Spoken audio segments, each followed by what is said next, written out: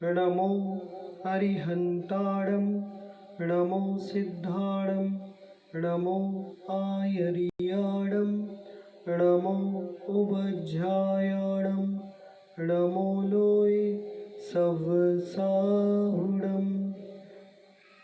बोलिए आदिनाथ भगवान की जय हो, जय हो। प्यारे देशवासियों, भाइयों और बहनों, भारत भूमि और संपूर्ण विश्व में शांति स्थापित हो, इस भावना के साथ भक्तामर स्तोत्र का पाठ कर रहा हूँ और उम्मीद कर रहा हूँ कि ये तो रेला है, रेला जो भी आएगा वो इस स्तोत्र में जहाँ से भी बने शुरू होते जाए और हम सब आदिनाथ भगवान की भक्ति करें।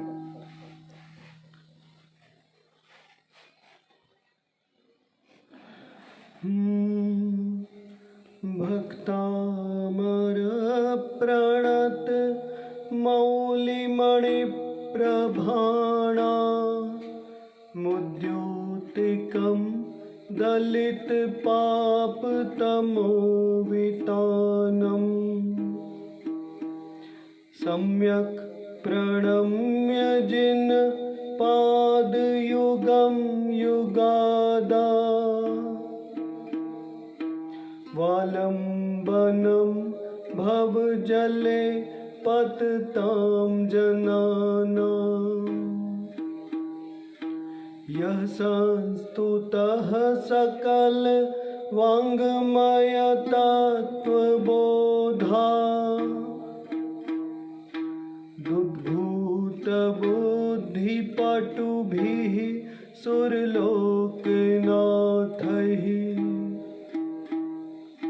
स्तोत्रैर्जगत्त्रिताय चित्तहरैरुदारैः स्तोष्ये किलाहमपि तं प्रथमं जिनेन्द्रम्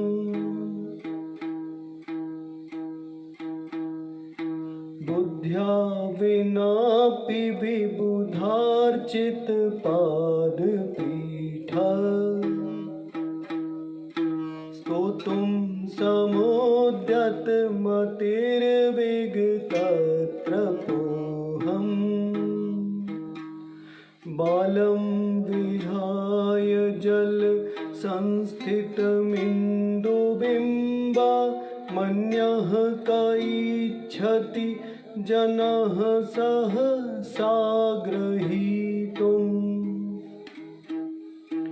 वक्तुं गुणान् गुणसमुद्र शशाङ्ककान्तान्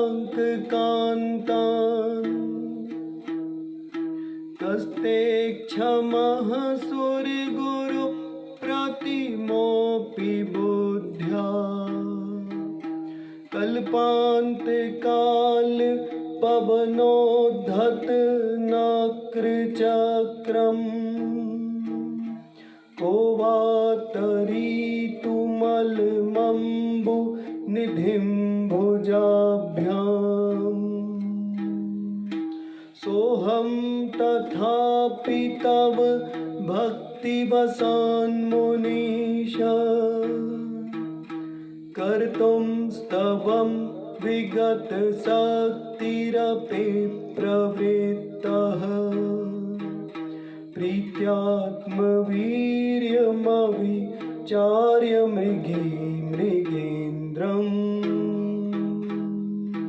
नभ्येति किं निज शिशोः परिपालनार्थम्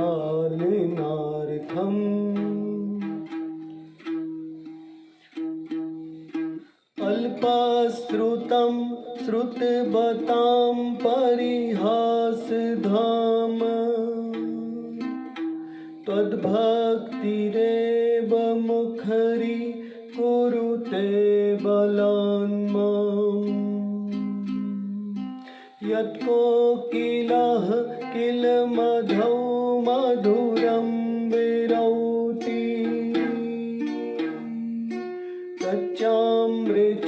कच्चाम्रचारुकलिका निकरैकहेतुः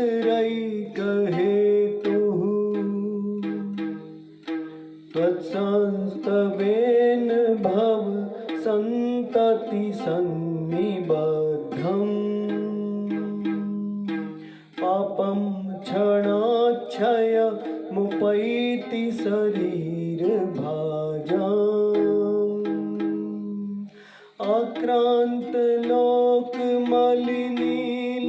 आक्रान्तलोकमलिनीलमशेषना शेषमाशु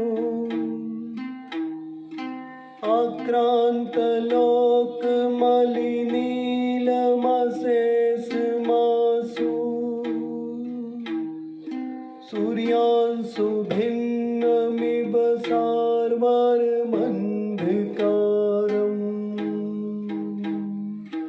मत्वेति नाथ तव संस्तवनं मयेद मारभ्यते तनुधियापि तव प्रभाव चेतो हरिष्यति सतां नलिनी दलेषु मुक्ता फलद्युतिमुपैति ननूदबिन्दुः आस्तां तवास्तवनमास्तसमास्तदोषम् त्वत्सङ्कथापि जगतां दुरितानि हन्ति दूरे सहस्रकिरणः कुरुते प्रभैव पद्माकरे सुजलजानि विकासभाञ्जी नात्यद्भुतं भुवन भूषण भूतनाथ भूतैर्गुणैर्भुवि भवन्तमभिस्तुवन्तः तुल्या भवन्ति भवतो ननु तेन किं वा भूत्याश्रितं य इह नात्मसमं करोति दृष्ट्वा भवन्तमनिमेष विलोकनीयम् नान्यत्र तोषमुपयाति जनस्य चक्षुः पीत्वा पयः शशिकराद्युतिदुग्धसिन्धोः क्षारं जलं जलनिधेरसितुं कैच्छे यही शान्तरागरुचिभिः परमाणुभिस्त्वं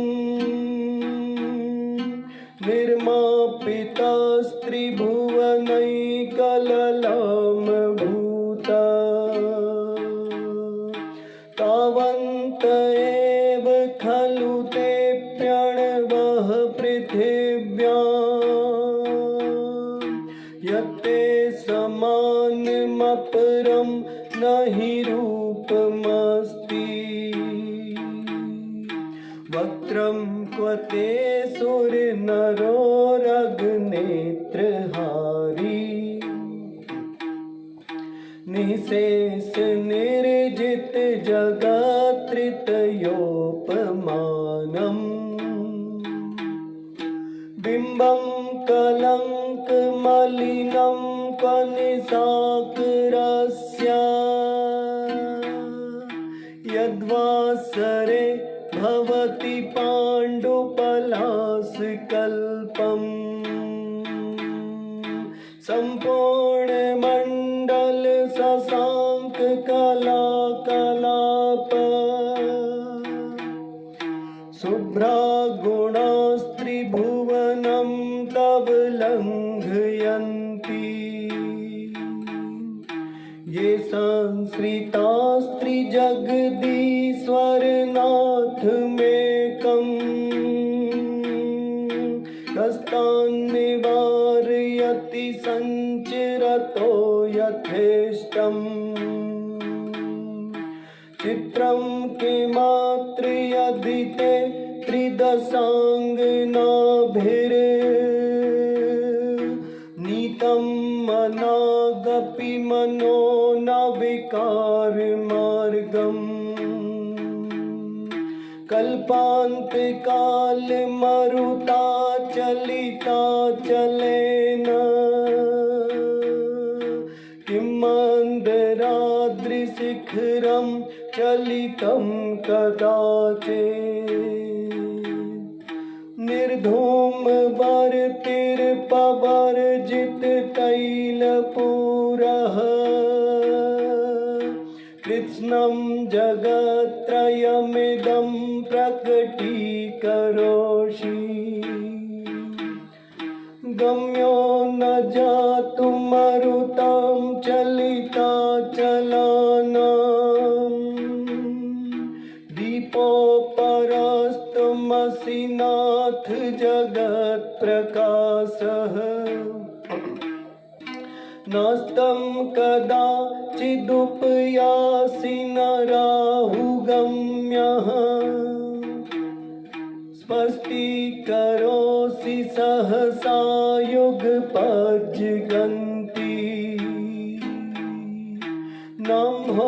नम्भोधरोदर निरोध महाप्रभावः सूर्यातिशायि महिमासि मुनीन्द्रलोके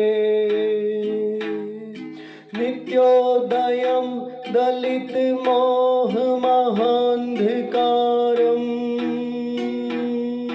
गम्यं न राहुवदनस्य न वारिदानाम्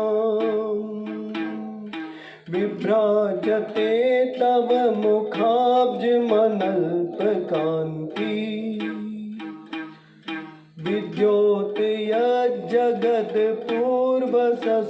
विद्योतयज्जगत्पूर्वशशाङ्कबिम्बम्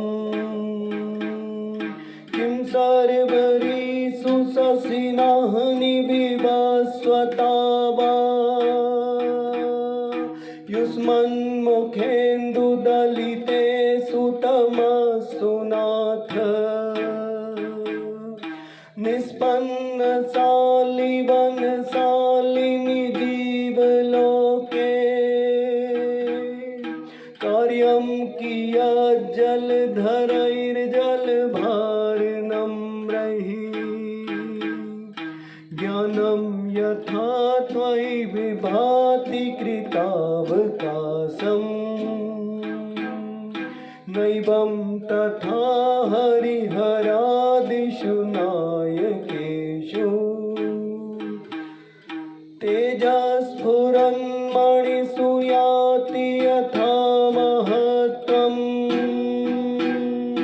नैवं तु काचित्सकले किरणाकुलेऽपि मन्ये वरं हरिहरादय एव दृष्टा दृष्टेषु येषु हृदयं त्वयि तोषमेति किं वीक्षितेन भवता भुवि येन नान्यः कश्चिन्मनो हरति नाथ भवान्तरेऽपि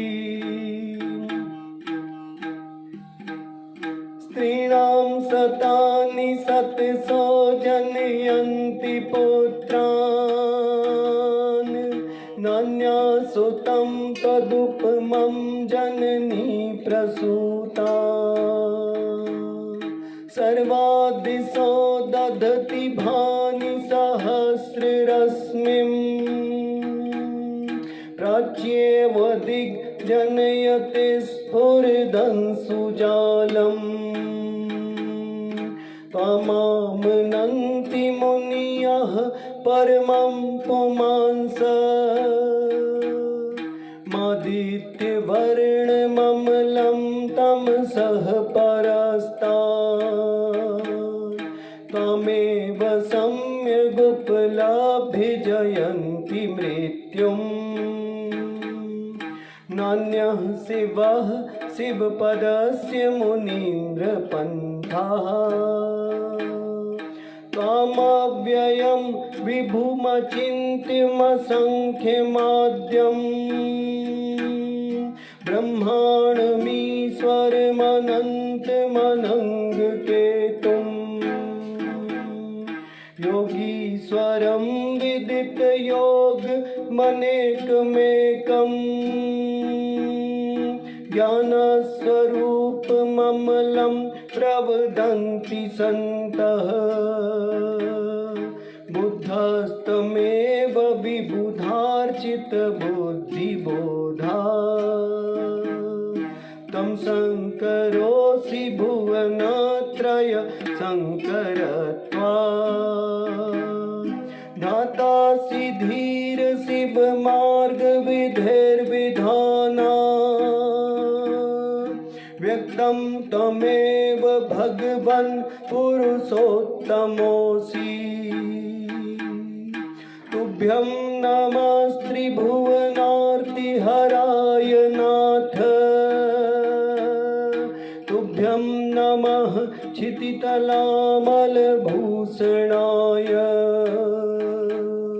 तुभ्यं नमस्त्रिजगतः परमेश्वराय तुभ्यं नमो जिह्वोदधिशोषणाय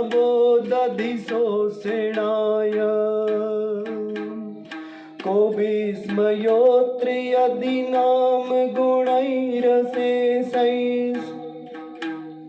त्वं संश्रितो निरवकाशतया मुनीश दोषैरुपात्त विविधाश्रयजात गर्वैः स्वप्नान्तरेऽपि न कदाचिदपीक्षितोऽसि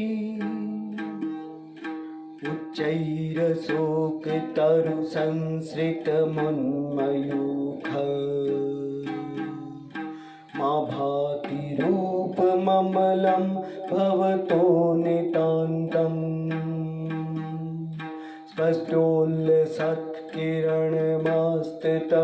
स्पष्टोल्लसत्किरणमस्ततमोवितानम्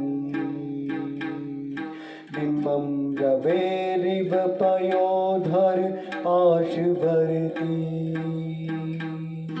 सिंहासने मणिमयूख शिखा विचित्रे विभ्राजते तब वपुः कनकावदातम्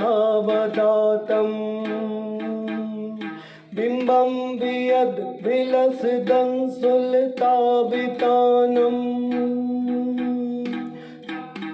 बिम्बं वियद् विलसदंसुलतावितानं तुङ्गोदयाद्रिशिरसीव सहस्ररश्मिः कुन्दावदात् चल चामर चारुशोभम् विभ्राजते तव वपुः कलद्योतकान्तम् उद्याच्छ शांक शुचि निर्झर वारिधार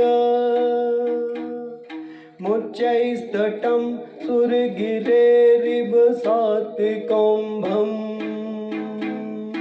छत्रत्रयं तव विभाति शशाङ्ककान्त मुच्चैस्ततं स्थगितभानुकर प्रतापम् मुक्ताफलप्रकरजाल विवृद्धशोभम् प्रख्यापयत्रिजगतः परमेश्वरत्वम् गम्भीरताररवपूरित दिग्विभागस् त्रैलोक्यलोक शुभ गंभीरताररवपूरित दिग्विभागस् त्रैलोक्य लोक शुभ संगम भूति दक्ष सद्धर्मराज जय घोषण घोष कासन के दुंदुभेर ध्वनति ते यशसः प्रवादी। मंदार सुंदर न मेरु सुपारिजात, संतान कादि कुसुमोत्कर वृष्टिरोद्धार। गंधोद बिंदु शुभ मंद मरुत्प्रपाता, दिव्यादिवः पतति ते वचसां ततिर्वा। शुम्भत्प्रभावलय भूरि विभाविभोस्ते, लोकत्रये द्युतिमतां द्युतिमाक्षिपन्ति। प्रोद्यद्दिवाकर निरन्तर भूरि संख्या, दीप्त्या जयत्यपि निशामपि सोम सौम्याम्। स्वर्गापवर्ग गम मार्ग विमार्गणेस्तः, सद्धर्म तत्व कथनैकपटुस्त्रिलोक्याः। दिव्याध्वनिर्भवति ते विशदार्थ सर्वा, भाषा स्वभाव परिणाम गुणैः प्रयोज्य। उन्निद्र हेम नव पंकज कुंज कांति, पर्युल्लसन्नख मयूख शिखाभिरामौ। पादौ पदानि तव यत्र जिनेन्द्र दत्तः, पद्मानि तत्र विबुधाः परिकल्पयन्ति।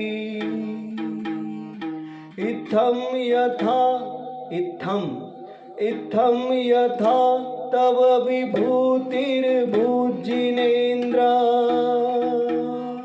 धर्मोपदेशन विधौ न तथा परस्य। यादृक् प्रभा दिनकृतः प्रहतान्धकारा, तादृक् कुतो ग्रहगणस्य विकासिनोऽपि। स्योतन्मदाविलविलोलकपोलमूल, मत्तभ्रमद्भ्रमरनाद विवृद्धकोपम्। ऐरावताभमिभमोद्धतमापतन्तम्, दृष्ट्वा भयं भवति नो भवदाश्रितानाम्। भिन्नेभकुम्भ गलदुज्ज्वल शोणिताक्त, मुक्ता फल प्रकर भूषित भूमिभागः। बद्ध क्रमः क्रमगतं हरिणाधिपोऽपि, नाक्रामतिक्रमयोगाचल संसृतं ते।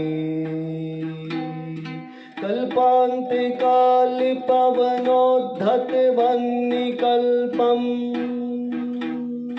दावानलं ज्वलितमोज्ज्वलमुत्स्फुलिङ्गम्।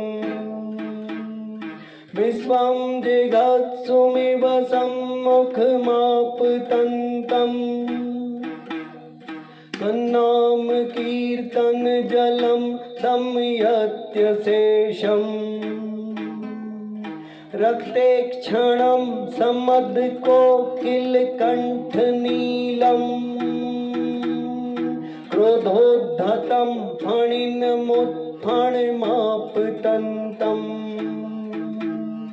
आक्रामतिक्रमयुगेण निरास्तशङ्कः, त्वन्नामनागदमनि हृदयस्य पुंसः।